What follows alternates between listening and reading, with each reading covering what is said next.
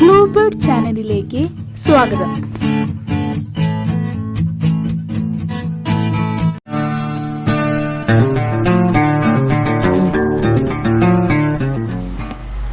നമസ്കാരം. ഇന്ന് നാം മാനേജ്മെൻറ്റുമായി ബന്ധപ്പെട്ട ചില പഠനങ്ങളിലൂടെ കടന്നു പോകുന്നു. ഒരു മാനേജ്മെൻറ്റിൻ്റെ അടിസ്ഥാനപരമായ ഇഷ്യൂ എന്ന് പറയുന്നത് രണ്ട് കാര്യങ്ങളാണ്. ഒന്ന്, തീരുമാനമെടുക്കാനുള്ള കഴിവില്ലായ്മ. രണ്ട്, തീരുമാനമെടുത്താൽ അത് ആക്ഷനാക്കാനുള്ള കഴിവില്ലായ്മ. So decision making and action taking, ഇത് രണ്ടിലും വീഴ്ച വരുന്നതാണ് ഒരു മാനേജ്മെൻറ്റിൻ്റെ ആദ്യത്തെ പ്രശ്നമെന്ന് പറഞ്ഞു. ഇത് രണ്ടും കൃത്യമായാൽ നാം അതിനെ പറയുന്നത് സ്ട്രാറ്റജിക് മാനേജ്മെൻ്റ് എന്നാണ്. അപ്പോൾ ഒരു സ്ട്രാറ്റജിക് മാനേജ്മെൻറ്റ് ഉണ്ടായാൽ സ്ഥാപനം ഉണരുകയായി, നടക്കുകയായി. ഈ സ്ട്രാറ്റജിക് മാനേജ്മെൻറ്റ് ഉണ്ടാകാൻ മിനിമം ഉണ്ടായിരിക്കേണ്ട 3 കാര്യങ്ങളാണ്. ഇംപ്ലിമെൻ്റ് ചെയ്യാൻ അറിയണം കാര്യങ്ങൾ, പിന്നെ കൺട്രോൾ ചെയ്യാൻ അറിയണം, പിന്നെ അത് ചെയ്തുകൊണ്ടിരിക്കുകയെ ചെയ്തു കഴിഞ്ഞാലും ഇവാലുവേറ്റ് ചെയ്യാൻ അറിയണം. ഈ 3 കാര്യങ്ങൾ ചെയ്താൽ സ്ട്രാറ്റജിക് മാനേജ്മെൻറ്റ് നിലനിൽക്കും. സാധാരണ 2 ടൈപ്പിലാണ് ഒരു സ്ഥാപനത്തിൽ ഡിസ്പ്യൂട്ട് ഉണ്ടാകുന്നത്. 2 ടൈപ്പിൽ. ഒന്ന് ഫങ്ഷണൽ ഡിസ്പ്യൂട്ട്, 2 ഡിസ്ഫങ്ഷണൽ ഡിസ്പ്യൂട്ട് എന്ന് പറയും. ഫങ്ഷണൽ ഡിസ്പ്യൂട്ട് എന്ന് പറഞ്ഞാൽ സാധാരണ ഉണ്ടാകാവുന്ന ആവശ്യമുള്ള ഡിസ്പ്യൂട്ടുകൾ, ആ ഡിസ്പ്യൂട്ട് ആവശ്യത്തിനുള്ളതാണ്. അനാവശ്യമായ ഡിസ്പ്യൂട്ടുകളുണ്ട്, അതിനെ ഡിസ്ഫങ്ഷണൽ എന്ന് പറയും. അത് അനാവശ്യമാണ്, അത് സമയം, സ്ഥാപനത്തിൻ്റെ വളർച്ച ഒക്കെ ബാധിക്കും. അപ്പോൾ നമുക്ക് ഫങ്ഷണൽ ഡിസ്പ്യൂട്ട് നല്ലതാണ്, പക്ഷേ ഡിസ്ഫങ്ഷണൽ ഡിസ്പ്യൂട്ട് ഒഴിവാക്കണം. ഈ ഡിസ്പ്യൂട്ടുകൾ കൺട്രോൾ ചെയ്യുന്നത് CEO ആണ്. CEO ഇല്ലെങ്കിൽ GM. ഇവർ ഡിസ്ഫങ്ഷണൽ ഡിസ്പ്യൂട്ട് ആണെങ്കിൽ അത് പെട്ടെന്ന് അവസാനിപ്പിക്കണം.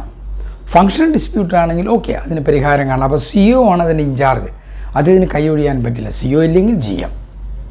ഇനി 6 കാര്യങ്ങൾ, ഈ സ്ട്രാറ്റജിക് മാനേജ്മെൻറ്റ് ഉണ്ടാകാൻ 6 കാര്യങ്ങൾ ശ്രദ്ധിക്കണം. ഒന്ന്, സ്ട്രാറ്റജിക് മാനേജ്മെൻറ്റ് ഉണ്ടാകാനുള്ള ഇംപ്ലിമെൻറ്റേഷനും കൺട്രോളിങ് ഇവാലുവേഷനും സെറ്റ് ചെയ്യണം, ഒന്നാമത്തെ. 2, സ്റ്റാഫിന് ഒരു വർക്കിംഗ് ക്ലൈമറ്റ് ഉണ്ടാക്കണം, വർക്ക് ചെയ്യാനുള്ളൊരു ക്ലൈമറ്റ് ഉണ്ടാക്കണം. 3, ഓർഗനൈസേഷൻ ഡിസൈൻ ചെയ്യണം, സ്ട്രക്ചർ, സിസ്റ്റം എന്നതിൽ ഡിസൈൻ ചെയ്യണം അത്. 4, പ്ലാനിങ് ഷെഡ്യൂൾ ചെയ്യണം, പ്ലാനിങ്. 5, ഇവാലുവേഷൻ മസ്റ്റാണ്.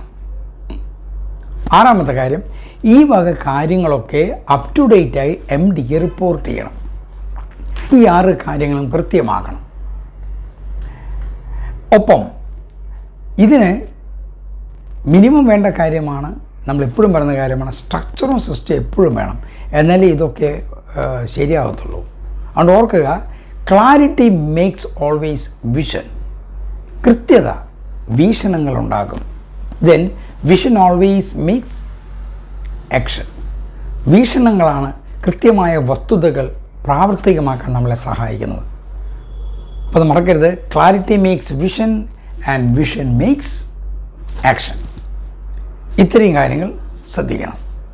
ഇനി അടുത്ത കാര്യം, ഡിസ്പ്യൂട്ടുകളൊക്കെ വരുമ്പോൾ പ്രധാനപ്പെട്ടൊരു കാര്യമാണ് സ്ഥാപനം സംബന്ധിച്ച് ഡിസിഷൻ മേക്കിംഗ്, തീരുമാനങ്ങൾ എടുക്കുന്നത്. ഇത് പ്രധാനപ്പെട്ടൊരു ഭാഗമാണ്, മാനേജ്മെൻറ്റ് ശ്രദ്ധിക്കേണ്ട ഒരു ഭാഗമാണ്. 4 വിധത്തിലാണ് ഈ ഡിസിഷൻ എടുക്കാനായിട്ട് ഉപയോഗിക്കുന്നത്. ഒന്നാമത്തെയാണ് ബ്രെയിൻ സ്റ്റോമിങ് ടെക്നിക്ക്. എന്ന് വെച്ചാൽ ഒരു പ്രശ്നമുണ്ടായാൽ, ഒരു വസ്തുത ഉണ്ടായാൽ അത് പഠിക്കുന്നു, ചിന്തിക്കുന്നു, മനസ്സിലാക്കുന്നു, സ്റ്റഡി ചെയ്യുന്നു, അതിനുത്തരം കാണുന്നു. Brain storming technique. രണ്ടാമത്തെ ഒരു ടെക്നിക്കിനെയാണ് ഡെൽഫി ടെക്നിക്ക് എന്ന് പറയും. ഡെൽഫി ടെക്നിക്ക് എന്ന് പറഞ്ഞാൽ നമ്മളെ ഒരു പ്രശ്നമുണ്ടെങ്കിൽ അത് എക്സ്പെർട്ടായ ആളുകളുമായി ബന്ധപ്പെട്ട് അത് ചർച്ച ചെയ്ത് അത് അവസാനിപ്പിക്കും, എക്സ്പെർട്ടായ ആളുകളുമായി. Delphi technique. 3ാമത്തെയാണ് ഡെവിൾസ് അഡ്വക്കസി എന്ന് പറയും.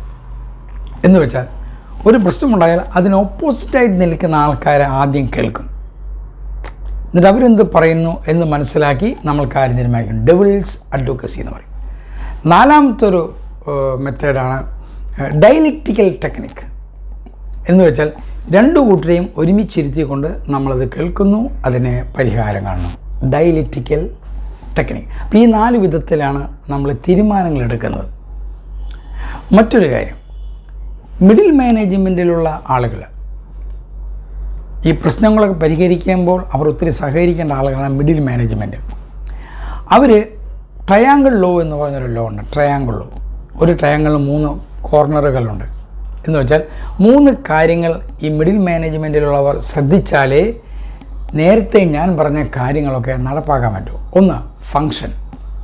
അതായത് മിഡിൽ മാനേജ്മെൻറ്റിലെ അധികാരികൾ ശ്രദ്ധിക്കേണ്ടത് സ്ഥാപനത്തിൻ്റെ നിയമങ്ങൾ, സാധുതകൾ, വസ്തുതകൾ, സ്ട്രക്ചർ, സിസ്റ്റം ഇതൊക്കെ ഫങ്ഷൻ ചെയ്യുന്നുണ്ടോ എന്നവരാണ് ശ്രദ്ധിക്കേണ്ടത്. 2, അവർ അവരുടെ പവർ ഉപയോഗിക്കണം, ഡിലേയറിങ്, ആ കഴിവ് ഉപയോഗിക്കണം. 3, അവർ താഴെയുള്ള സ്റ്റാഫുകളുമായി നല്ല ബന്ധമുണ്ടാകണം, സ്റ്റാഫ് റിലേഷൻ. ഈ ട്രയാങ്കിളിലോ 3 കാര്യങ്ങൾ മിഡിൽ മാനേജ്മെൻറ്റിലുള്ളവർ ശ്രദ്ധിക്കേണ്ടത് വലിയൊരു കാര്യമാണ്. ഇനി ഈ സ്ട്രാറ്റജിക് മാനേജ്മെൻറ്റിലെ 4 ബേസിക് പ്രിൻസിപ്പിൾസ് ഉണ്ട്. ഇത് ഈ 4 തിയറി പാർട്ടാണ്. ഇതിൻ്റെ പ്രാക്ടിക്കൽ പാർട്ട് മറ്റു ഭാഗങ്ങൾ കേൾക്കുമ്പോൾ നമ്മളത് ചെയ്യണം. സ്ട്രാറ്റജിക് മാനേജ്മെൻറ്റിലെ 4 principle part. 1, study with scientific manner. ഏതൊരു കാര്യവും ശാസ്ത്രീയമായിട്ട് പഠിക്കണം. നമുക്കത് ശാസ്ത്രീയത അറിയില്ലെങ്കിൽ അത് അറിയുന്ന ആളുകളുമായി നമ്മൾ ബന്ധപ്പെടണം. സയൻറ്റിഫിക്കായിട്ട് കാര്യങ്ങൾ പഠിക്കാവൂ. എനിക്കതറിയാം, പണ്ടത് അങ്ങനെയാണ്. നോ, അപ് ടു ഡേറ്റ് ആവണം. ടെക്നോളജി മാറുകയാണ്. സയൻറ്റിഫിക് മെത്തേഡ് അനുസരിച്ച് പഠിക്കണം കാര്യങ്ങൾ.